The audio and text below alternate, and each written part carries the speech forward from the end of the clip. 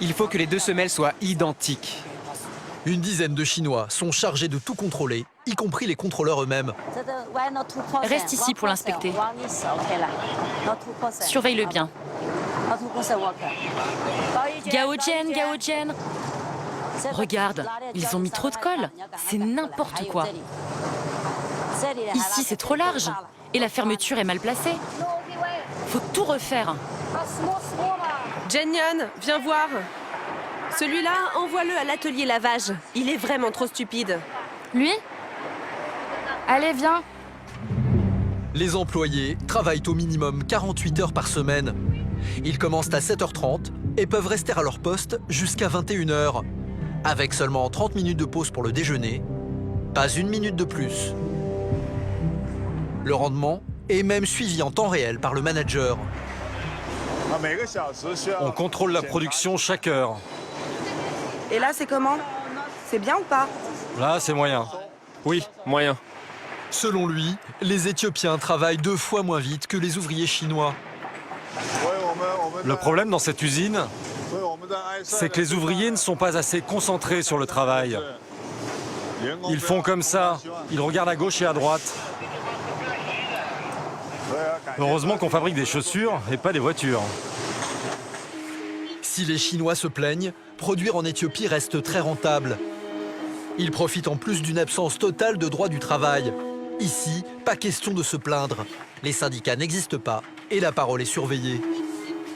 Pour interroger les ouvriers sur leurs conditions de travail, on nous impose d'être accompagnés par un des responsables, un Éthiopien formé en Chine. Tu es contente de ton travail? Elle est timide. Tu aimes ton travail? C'est un bon travail. Et toi? Oui, j'aime mon travail. Combien d'heures tu travailles par jour? 12 heures par jour. Tu aimes ton travail? Oui. Tu gagnes combien par mois? Vas-y, tu peux lui répondre. 50 €. Et ça te va? Ça va. Aucun salarié n'ose donner son avis devant la caméra. Lors d'un moment d'inattention du responsable, un employé va nous glisser son numéro de téléphone. Il dit vouloir nous parler. Le lendemain, à une dizaine de kilomètres de l'usine chinoise, nous avons rendez-vous avec cet employé. Il ne veut pas que nous filmions sa maison et souhaite rester anonyme car il craint d'être renvoyé. Le jeune homme, que nous appellerons Daniel, est venu de la campagne pour chercher du travail. Il doit louer cette pièce de 9 mètres carrés, sans lit ni toilette. Ici, c'est le coin pour me laver. Et ici, c'est pour faire ma vaisselle. Là, j'ai ma petite fenêtre. Et pour dormir, je suis obligé de m'allonger ici. Cela fait 1 an et demi qu'il a été embauché dans l'usine chinoise. Mais avec un loyer de 20 € par mois, pour un salaire mensuel de 30 €, il ne s'en sort pas.